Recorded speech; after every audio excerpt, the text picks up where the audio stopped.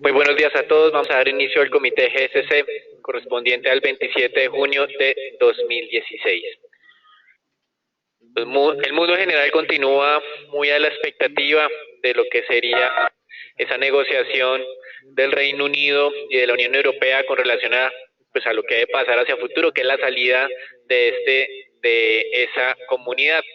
Sin embargo, no hay claro todavía el tiempo que se va a llevar esta negociación. Durante el fin de semana en el Reino Unido se desconocía quién era el candidato a suceder como primer ministro a David Cameron. Recuerden que esto se va a materializar el próximo mes de octubre, donde pues se hace efectiva la renuncia de Cameron y donde debería ingresar pues el ministro o el primer ministro británico que debe liderar este proceso de salida de este país de la Unión Europea.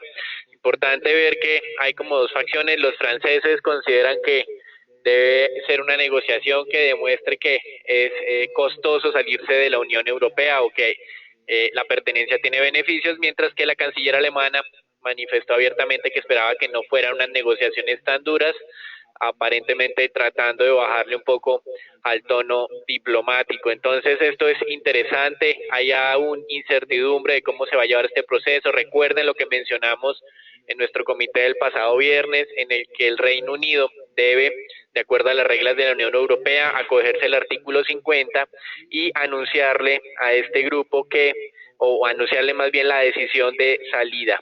Esto aún no se ha dado esto no se ha dado aún oficialmente.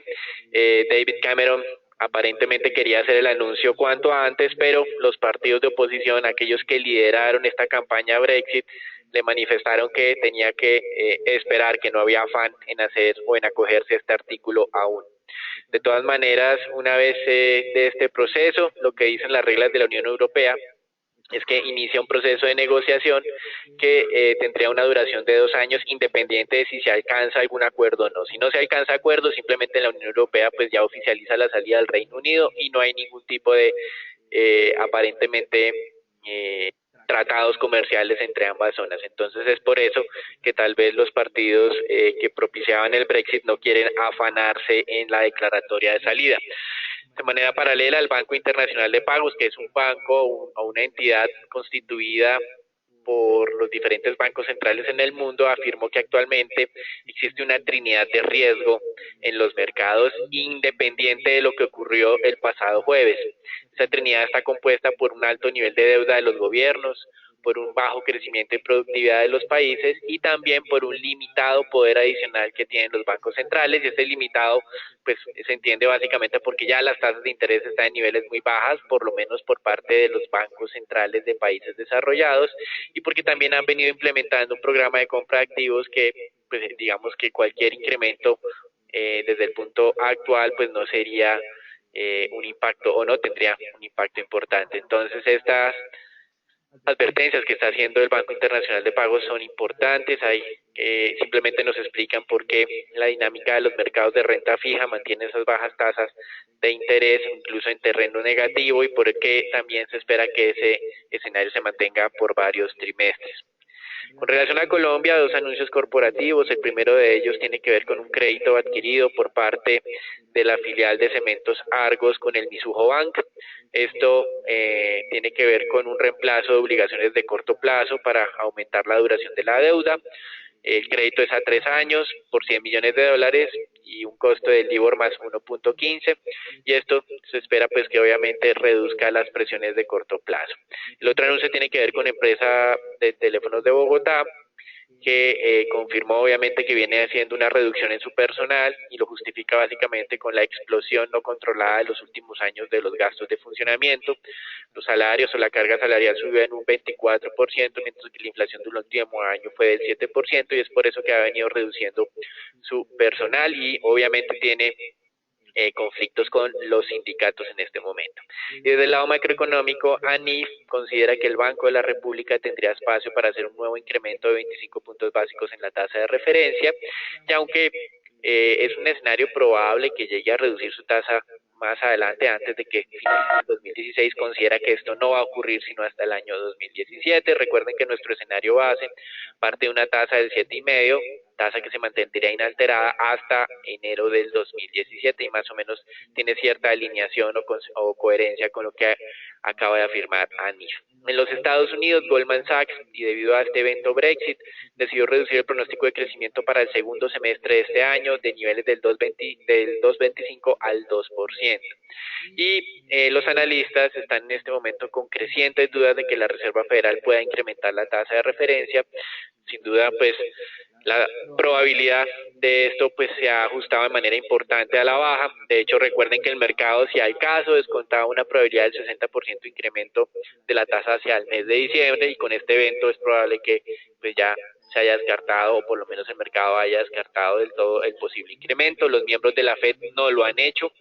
Se mantienen todavía en esa visión de 2 incrementos de tasas. De hecho, la gobernadora de la Reserva de Kansas manifestó que haber mantenido la tasa inalterada en junio es simplemente un tema de tiempo, pero que probablemente más adelante puede haber ajustes. En Europa, importante, en el tema político, recuerden lo que mencionábamos, que esto es tal vez una de las implicaciones más serias que va a tener el Brexit.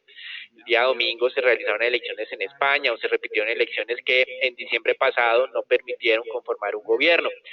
El resultado del domingo pues muestra una ganancia del partido del gobierno, el Partido Popular de Mariano Rajoy, incrementando el número de parlamentarios en 14. Sin embargo, ese número de parlamentarios del PP, que ahora son 137, no es suficiente para tener mayoría en el Parlamento. Son 350 parlamentarios, es decir, necesitamos más de 175 para tener mayoría, y tendría que entrar a hacer nuevamente una coalición de gobierno.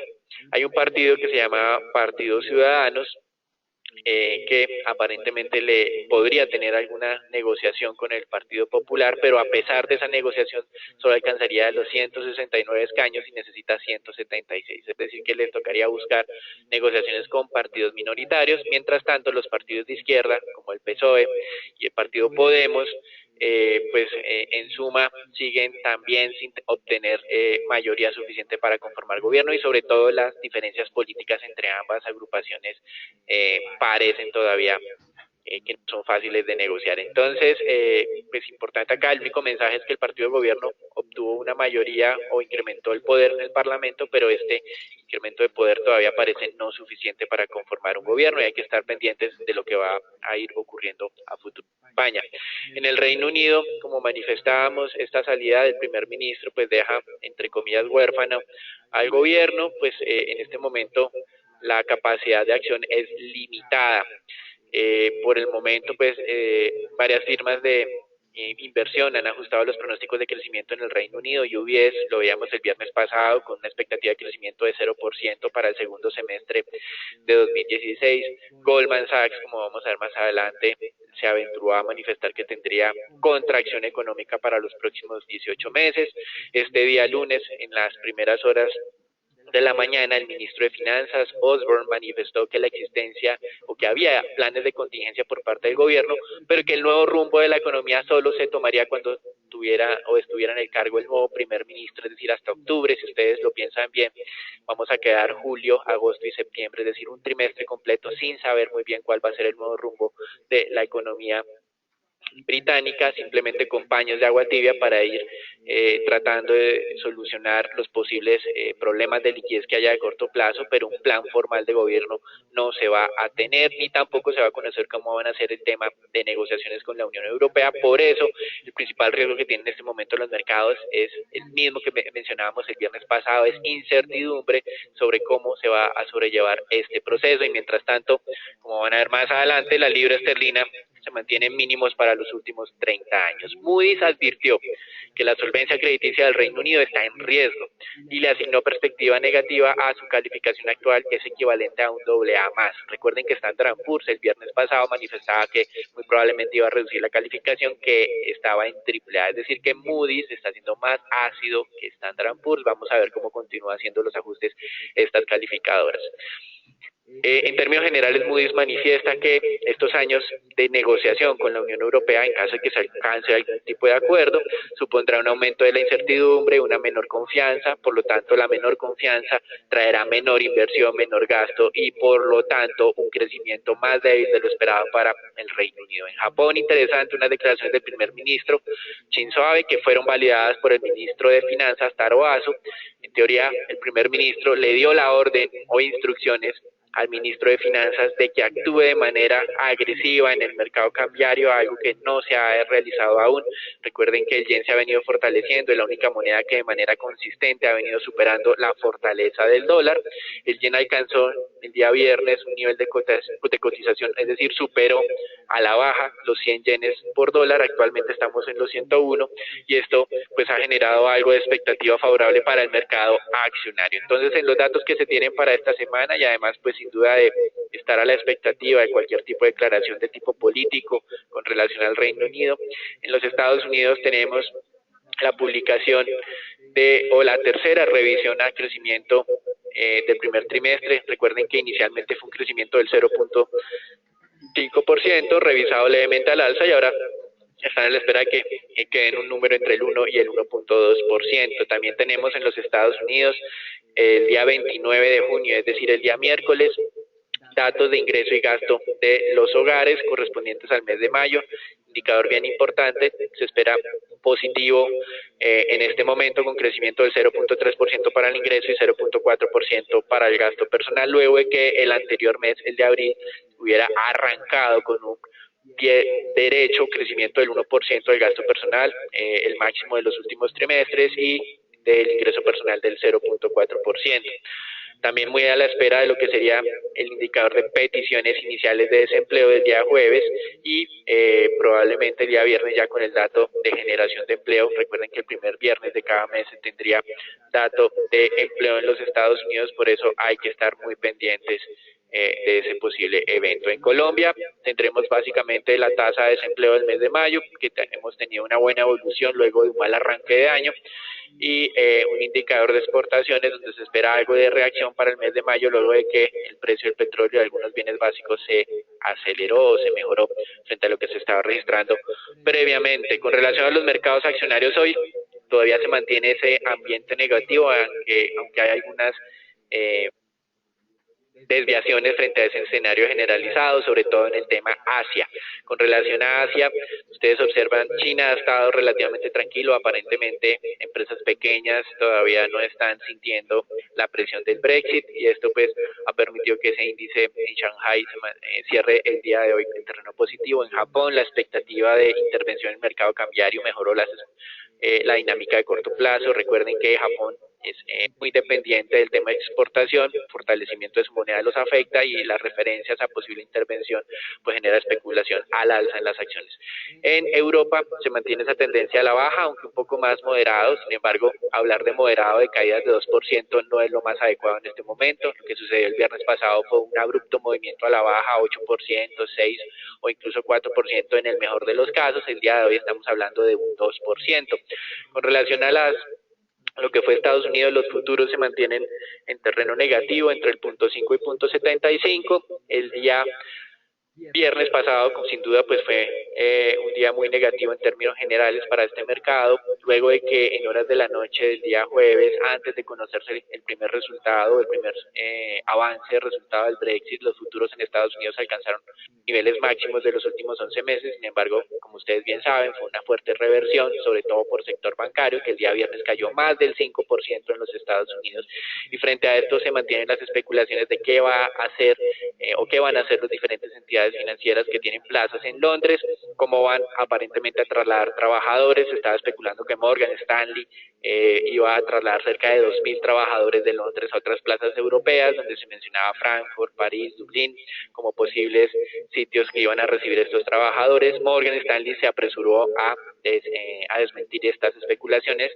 También de manera paralela se ha manifestado que JP Morgan estaría dispuesto a trasladar cerca de 16.000 trabajadores localizados en Reino Unido. Simplemente estas son especulaciones, pero están mostrando cómo está cambiando el escenario, por lo menos en lo que sería el sector financiero y la incertidumbre de la que estamos hablando al comienzo de nuestro comité. Esto es todo por ahora, los dejamos con Agustín. Bien, esta semana el mercado estará bien atento al foro que se realizará en Portugal por parte del Banco Central Europeo. Hacia las 11:30 de la mañana del día de hoy, la señora Angela Merkel dará una rueda de prensa en donde dará su punto de vista, acompañada del primer ministro de Francia y de Italia. Darán sus puntos de vista de los posibles impactos de la decisión tomada el día viernes. Esta reunión de 3 días pues estará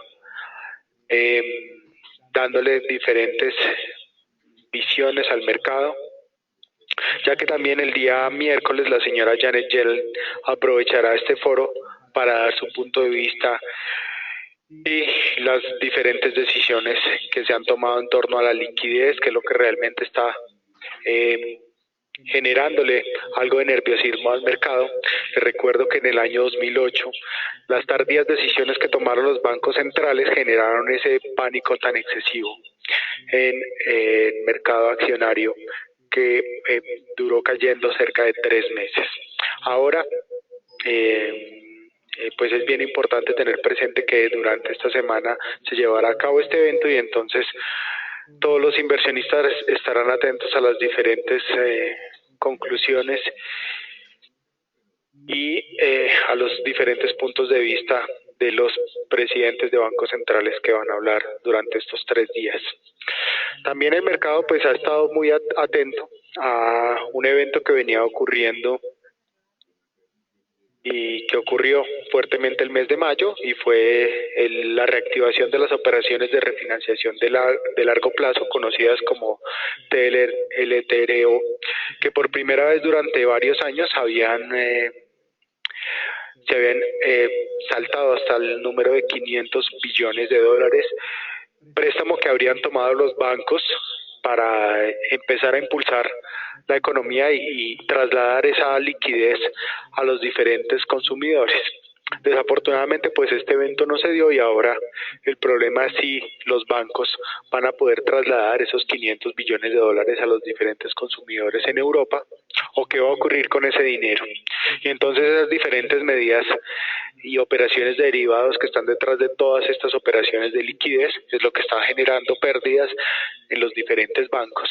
También algo de nerviosismo sobre los efectos en los balances de las entidades financieras, y los denominados bonos cocos podría generar algo de volatilidad, sobre todo en este tipo de bonos. Por esta razón, pues es bien importante aprovechar cualquier repunte que exista en los mercados, en los diferentes mercados accionarios, para tener algo de liquidez. Lo que está ocurriendo esta mañana del índice Standard & Poor's sobre la zona de los 2.000 puntos, pues es una señal de alerta importante. Fíjense ustedes en la gráfica, es una zona de Fibonacci bien importante, y no solo Fibonacci, sino también psicológica importante. Si se llegara a presentar alguna ruptura, podríamos ir a buscar la zona de los 1.930 puntos. Una caída adicional de más del 5% en el índice, para completar una caída total del 10% en lo que resta, o a partir mejor, de la decisión de salida del Reino Unido. El efecto primario que podría ser generado en este índice y consecuentemente pues en los demás índices accionarios a nivel global. Recordemos que en Europa la caída de las acciones del índice Stock 600, que representa las acciones más grandes en Europa, se acercó al 8% el día viernes. En la parte inferior de la gráfica pues podemos ver los dos grandes ganadores y perdedores de la jornada: el oro subiendo cerca de 6% desde el momento de la decisión el día viernes en la madrugada, y el petróleo cayendo también cerca de 6% desde el momento de la decisión el día viernes. Algo alentador, pues nuestro índice Colcap tan solo alcanzó una caída del 0.64% desde el momento de la decisión el día viernes. Ahora pues tenemos una primera señal de alerta. Aquí observamos la ruptura de la zona importante de 1300 y aunque el índice se haya comportado o haya salido o finalizado mejor por encima de los 1317 puntos, una corrección generalizada que observamos y anticipamos el día viernes en el comité que hicimos sobre el movimiento del Brexit. Sí es importante aprovechar cualquier repunte para mantener liquidez, ya que, como lo mencioné anteriormente, esta semana va a estar cargada de mucha información y también pensaríamos mucha volatilidad. Nuestra visión está en revisión, pero sí es importante que si tienen algunas acciones con utilidad, aprovechar para nuevamente tomar algo de liquidez, y pensaría yo, ya después del día jueves, cuando termine este foro del Banco Central Europeo y hablen los diferentes presidentes de bancos centrales, tener una visión un poco más clara de lo que ocurrirá hacia adelante con los diferentes mercados.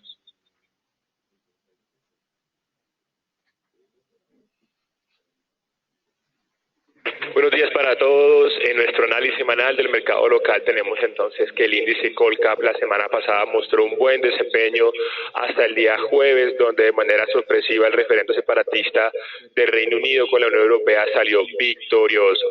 El viernes, como lo comentaba Agustín, la caída del índice no fue significativa. Observábamos las bolsas del mundo en general con caídas de alrededor de un 4%, mientras que el índice Colcap local solamente estaba cayendo alrededor de un 0,89%, variación que no dejó en negativo el desempeño semanal, el cual cerró de manera positiva en un 0,7%.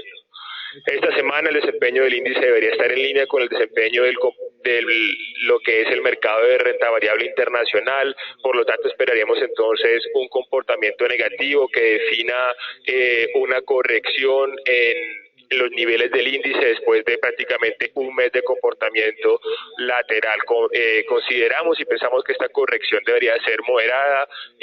No consideramos, digamos, muy probable que el índice vuelva a los niveles que se presentaron en enero de este año. Recomendaríamos entonces no entrar en posiciones largas y, en caso de tenerlas, respetar lo que son los stop loss de aquellas estrategias. En variaciones semanales del mercado tenemos en el lado positivo lo que son los incrementos en Cementos Argos y Grupo Argos con incrementos superiores a un 4%, y en el lado negativo caídas en lo que es Canacol y Preferencial de Vivienda con caídas de un 3.6% y 2,5% respectivamente, que corresponde prácticamente, digamos, a una corrección del precio de la acción que venía pues presentando fuertes desempeños positivos las semanas anteriores. Ustedes ven aquí que la acción de Canacol las semanas antepasadas subió un 6.2%, después un 9.7%, y de igual forma la acción de Preferencial de Vivienda también venía presentando comportamiento bastante positivo que terminó en una corrección la semana anterior. Para los anuncios durante la jornada de hoy, de esta semana, el primero es por parte de Cementos Argos, donde Cementos Argos comenta que su regional de Estados Unidos ha adquirido un crédito a una tasa de LIBOR más 1,15%.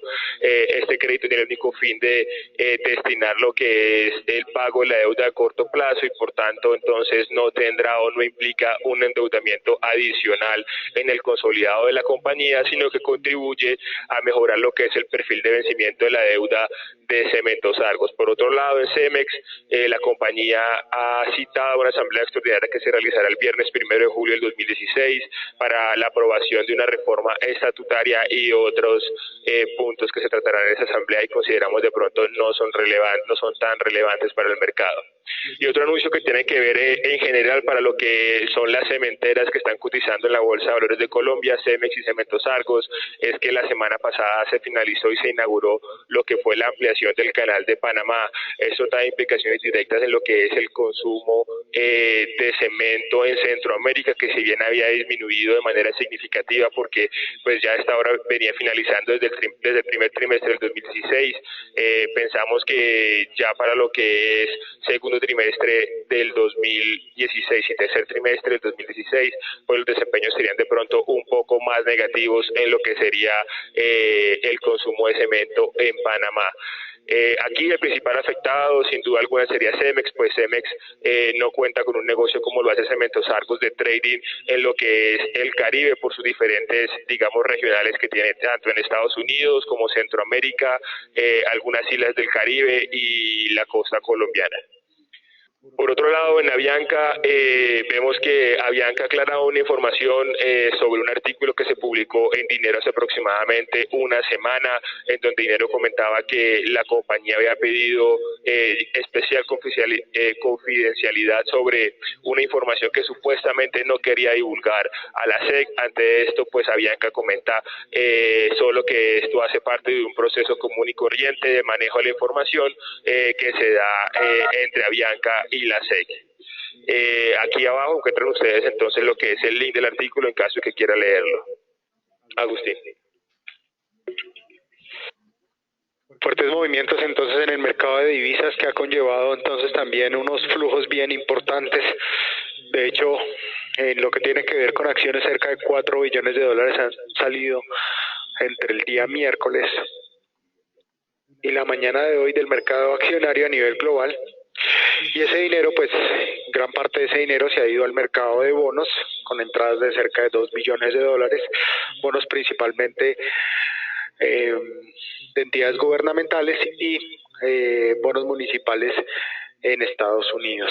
Algo de entrada fuerte también en metales preciosos, como lo mostré en la gráfica anterior, cerca de 1.2 billones de dólares, donde realmente el gran ganador continúa siendo el yen japonés en lo que tiene que ver con divisas, con incremento nuevamente cercano al 0.71%, y el dólar que continúa ganando algo de terreno frente a las principales divisas europeas, avanzando cerca del 1%. También estaba ganando cerca de 1% contra las monedas latinoamericanas. Monedas como el peso colombiano estaba perdiendo esta mañana también cerca del 1%.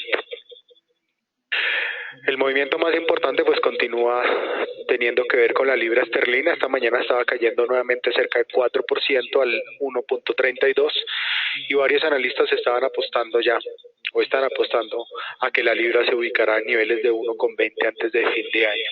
Aquí es importante destacar algo: antes de que el Reino Unido hiciera parte o entrara a ser parte de la Unión Europea, la libra esterlina se ubicaba por niveles de 1.50. Entonces, si bien es cierto que en el corto plazo podría obviamente conllevar una crisis en lo que tiene que ver con el tipo de cambio y monedas, muy seguramente en el largo plazo, una vez se estabilicen todos los acuerdos comerciales que tiene Inglaterra con los diferentes países, podríamos ver un fortalecimiento en la libra hacia niveles de 1.40, y estoy hablando de los próximos 5 años. En lo que tiene que ver con el peso colombiano, en esa misma línea de ideas y lo que está ocurriendo con las diferentes divisas, bien importante, esa desvalorización del 1% podría generar que el tipo de cambio avanzara hacia la zona de los 3.000 pesos.